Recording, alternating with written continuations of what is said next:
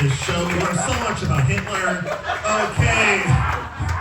Now for the Los Angeles portion of the show with our slightly elevated rents and massive traffic problems. Yeah. Okay. Now coming to the stage, a dear friend of mine. She is a fixture of the Fourth Wall Comedy Club in Hollywood. And she was at the Burbank Comedy Festival. Ladies and gentlemen, Dee Greenhut! Give it up for Jason and Noah. How's everybody doing tonight?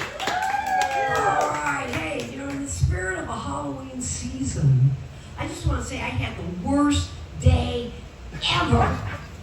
I found a fucking dead body in the trunk of my car. Whoa. Yeah, creepy, right? Yeah.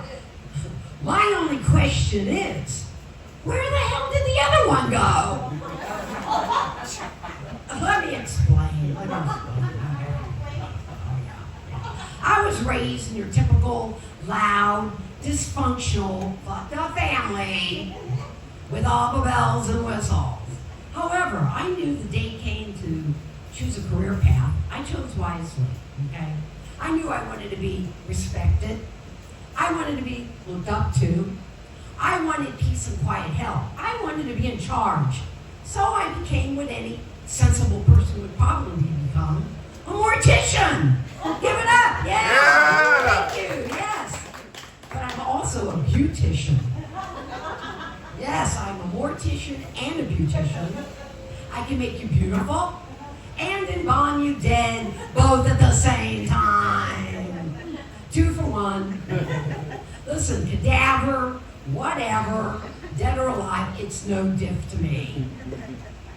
But with this, I obtained the world-renowned book on beauty and deserology. Translation, cosmetology for the dead.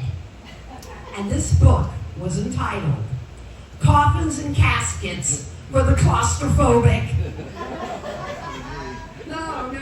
No kidding. I'm not kidding you. It was, no. This book was monumental. Forget the formaldehyde, you guys. This book stood up on its own. Oh, yeah. It had no words, only photographs.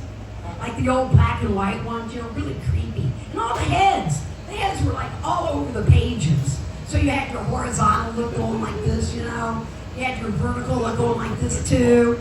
So I thought this was completely natural and common in deceased people. So recently, I had a wife come into my establishment and she brought in her deceased husband. Now he was wearing a gray flannel suit, but she didn't want him buried in a gray flannel suit, no. She wanted him in a blue flannel suit, probably to match the pigmentation in his cheekbones at this point. I said, no problem. Come on over and check out my stick collection over here. Come back in 15 minutes. I'll have him laid out. He'll look marvelous. She says, great. She comes back 15 minutes later. She looks down at her deceased husband. She looks up at me. She says, oh my God, Dee, I can't believe it. I hardly recognize him. He what a fantastic, amazing, marvelous job you've done. But tell me, how in the world did you do this in such a short period of time? I just looked over at her and smiled and said, hey, it was no problem. I just switched the heads. Oh. Hello. Gotta do what you gotta do. Desperate time called for desperate measures. But listen, seriously, but in this field, the macabre, I had a mentor, and we called him Gary the Embalmer. Let me tell you, this guy was just odd and weird. He was fucking disturbing, okay? He never lent me a hand, nor did he ever give me any advice ever. I mean, ever. All he ever said to me is, Dee, trust yourself. Think outside the box. So I thought, well, okay. Time had passed, and so did Gary. And all I could think of was, man, you know what? This guy, all I could think of was, man, this guy could not be in a better place.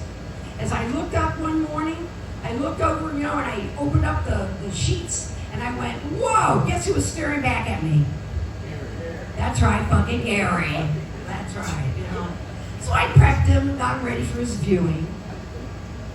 And as the people were walking past his casket, they walked away and they were muttering, oh my God, Gary's makeup looks like shit. Well, the viewing finally came to an end. I walked over to, pay my last respects. I bent down and I whispered in his ear, look who's thinking outside the box now, Gary. Arrivederci, asshole. Bon voyage. Every day above ground is a good day. Oh, yeah. Poor Gary. God bless him. In this crazy field, of the mystique, they have what I like to call deceased oddities. Okay? And one of the strangest oddities that was ever brought to me was a gentleman that had passed away from what was called retainus. You're all looking at me like, what the hell is that? Right? Well, let me tell you, that retainus is the act of retaining farts that you do not want to let out in public. What the hell? We do this. And they have a fancy name for it. I see you guys all out there like you've never fucking had it. Come on. We've all had it. We've all been in those situations. Let's face it. We've been in our favorite store. We've been down those aisles. You've got retainers. And you can't get past that little shithead in front of you to even try to make it to go to the bathroom. When all you really want to do is B-52 your ass out the exit to that parking lot so you can just let it rip. Retainers. Not a pretty sight. Be no out, people.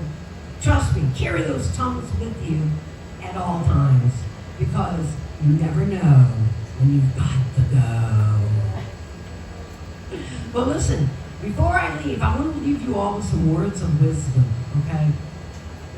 Ladies and gentlemen, if you please, if and when your time comes, choose your mortician wisely because it will be your last eternal selfie that you will ever post. I'm Dee Dee Greenhut. Thank you so much, you guys. Have a happy Halloween.